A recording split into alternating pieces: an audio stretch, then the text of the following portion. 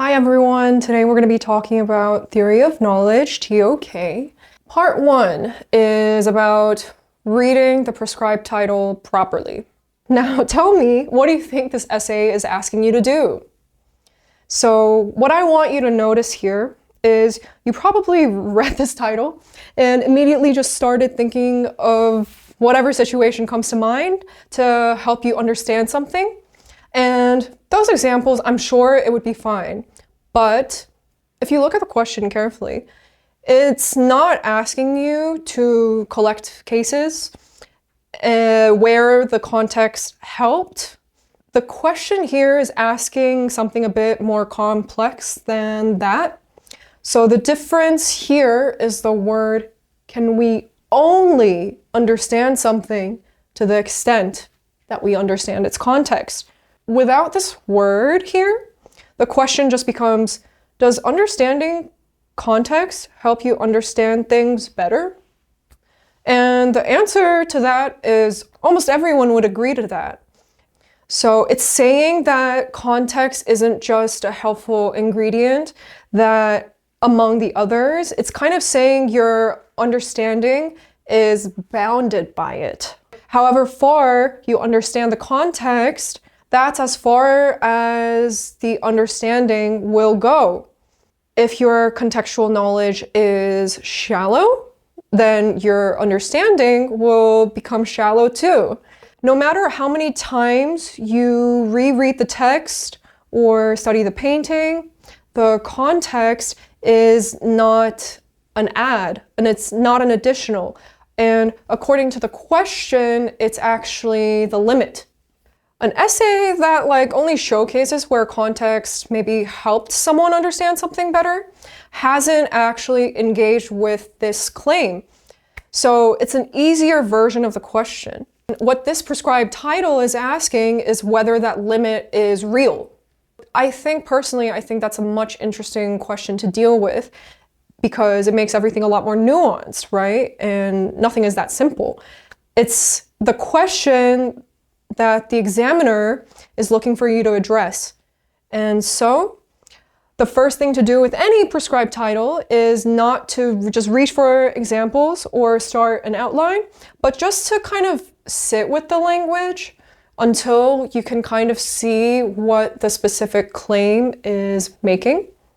So I kind of broke it down for you guys. So these are a few contested words that I've chosen. Context, understanding, only. Context here, it sounds self-explanatory, but consider how many different things it could mean. Historical background that I've listed here is also context. Cultural assumption is also context. The knower's position, so personal experience or position of whoever is making or receiving a knowledge, it's also another. And these are not the same. And they all lead to quite different essays if you were to write it out. So if you define context as, for example, historical background, you'll naturally kind of gravitate more towards history or natural sciences. And if you define the position of the individual person doing the knowing, you'll find yourself kind of drawn more towards human sciences or the arts maybe. You want to commit to a definition that makes the question genuinely difficult. If a question is so easy to answer, why or how can you use 1,600 words to write about it? And then there is understanding. You can understand something at a factual level without understanding it in any deeper sense. Think about watching a film from a country that you've never actually been to, maybe. You can kind of follow the plot completely. You know what happens in every scene. But there are moments that seem to mean more to maybe the characters who are from there than they do to you. There's that gap, right? That gap between knowing what's happening and actually understanding it. That is what the title is asking about. When you define understanding in your essay, you have to decide which version of it you're working with. Once you decide that, then test every example against that definition.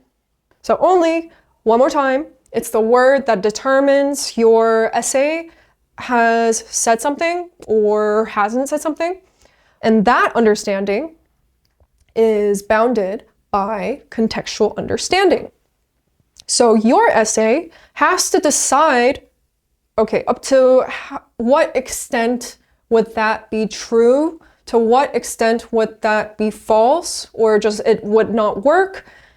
So once you're kind of done with that work with the language, the other thing that you kind of need to look for before writing is the genuine tension that the question is built around.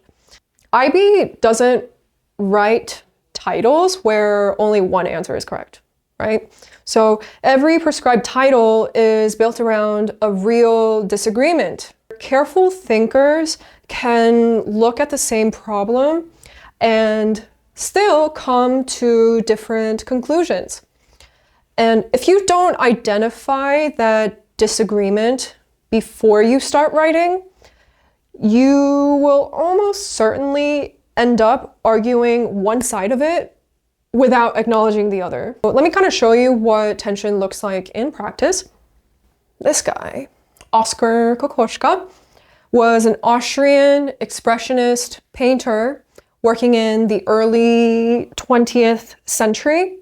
And if you haven't come across him at any point in your life, then his portraits are quite striking in a way that's hard to describe neutrally. So the figure looks a bit psychologically exposed, and it's like you're seeing someone in the middle of an internal state that kind of hasn't been resolved yet. He wasn't trying to make people look beautiful or dignified in any way. He was trying to make them simply look true. To give you a little bit of context, during the rise of the National Socialism in Germany, the Nazi government classified his work as degenerate art. And it's worth pausing on what that actually meant, because it wasn't just a dismissal of like, oh, he sucks.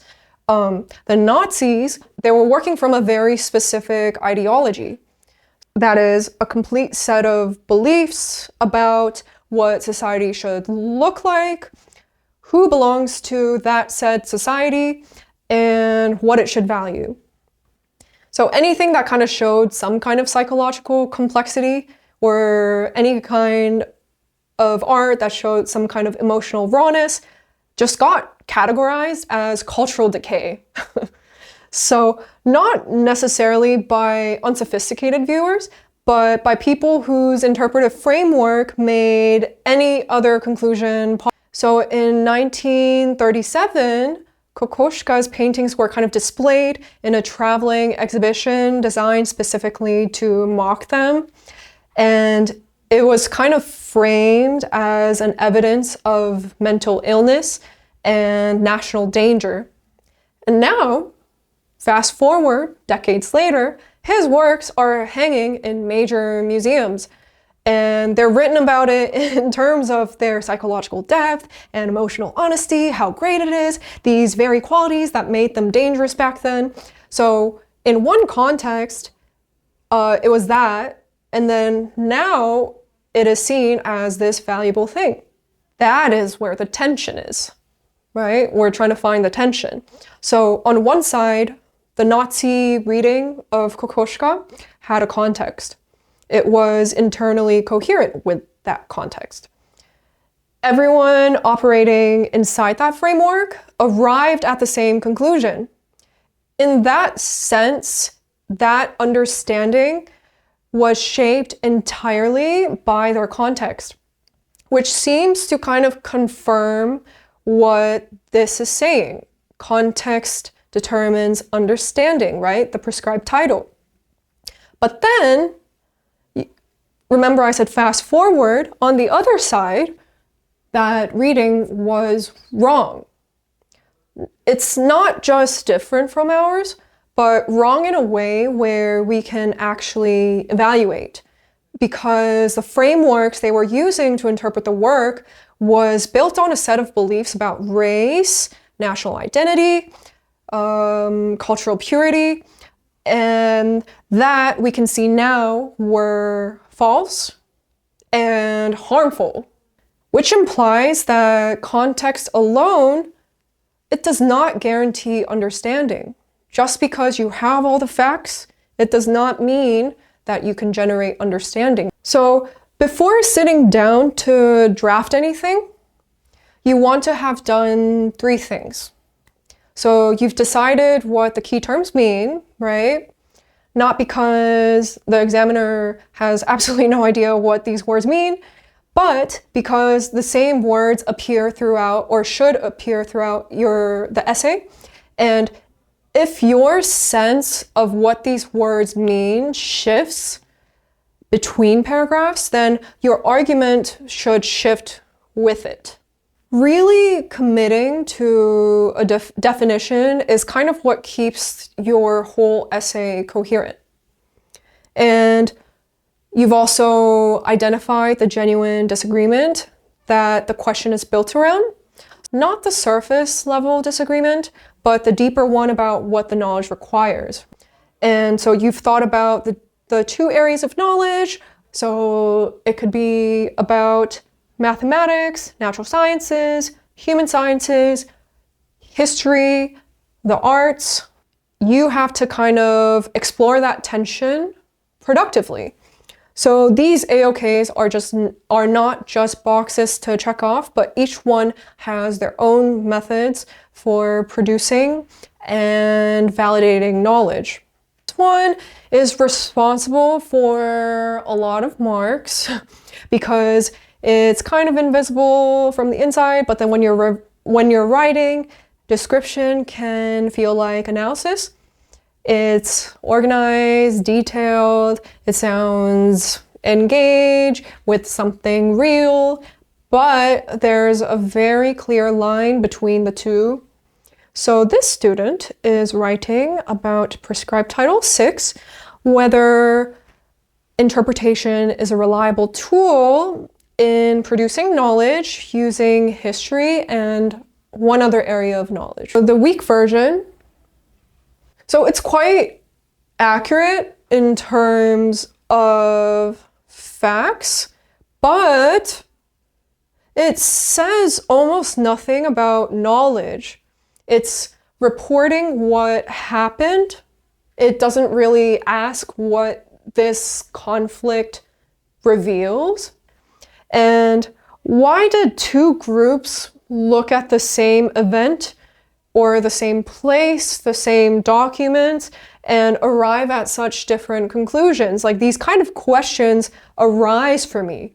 All the questions that I was just asking, none of that is in this paragraph.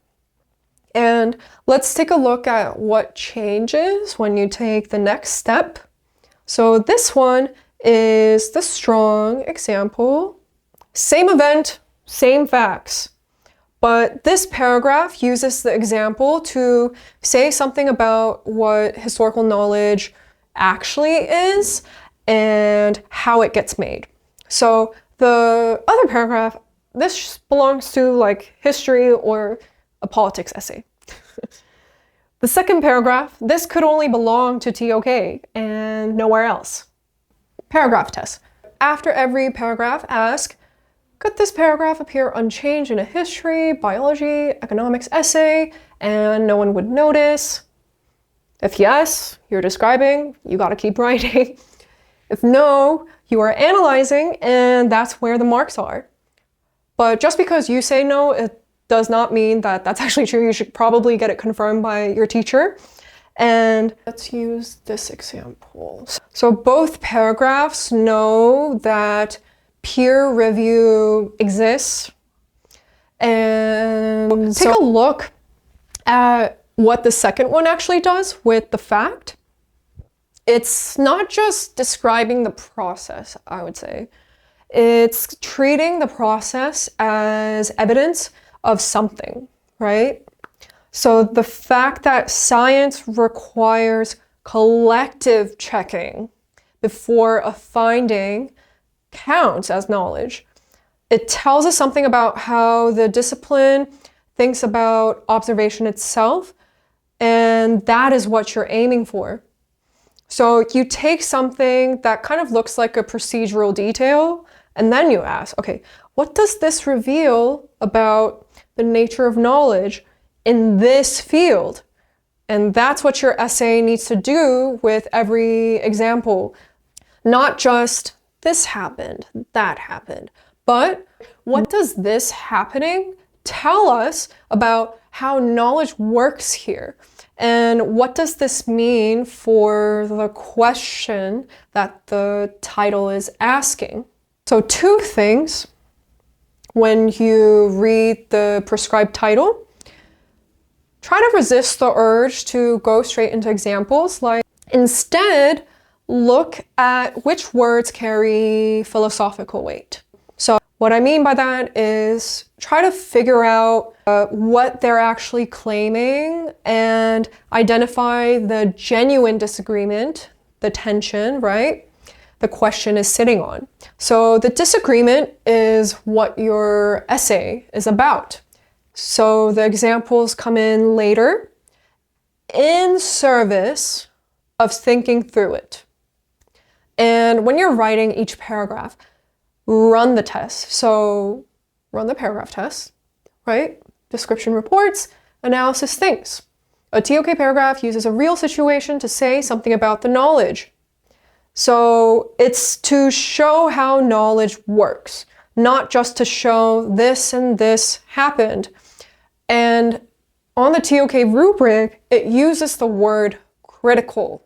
So what the strong examples were doing was looking at the question from literally more than one angle. So thinking about where your argument has limits and pushing past the obvious. So remember, no yes or no answer. And to say something about what the tension reveals. So for next time, try to identify the contested words, right? Something that could be arguable, and write down what you define them as. And then try to say in like 1 or 2 sentences as a start for what the genuine tension in the question is. Hi everyone, today we're going to be going over paper 1 and mainly about how to analyze an unseen text and build a guiding argument.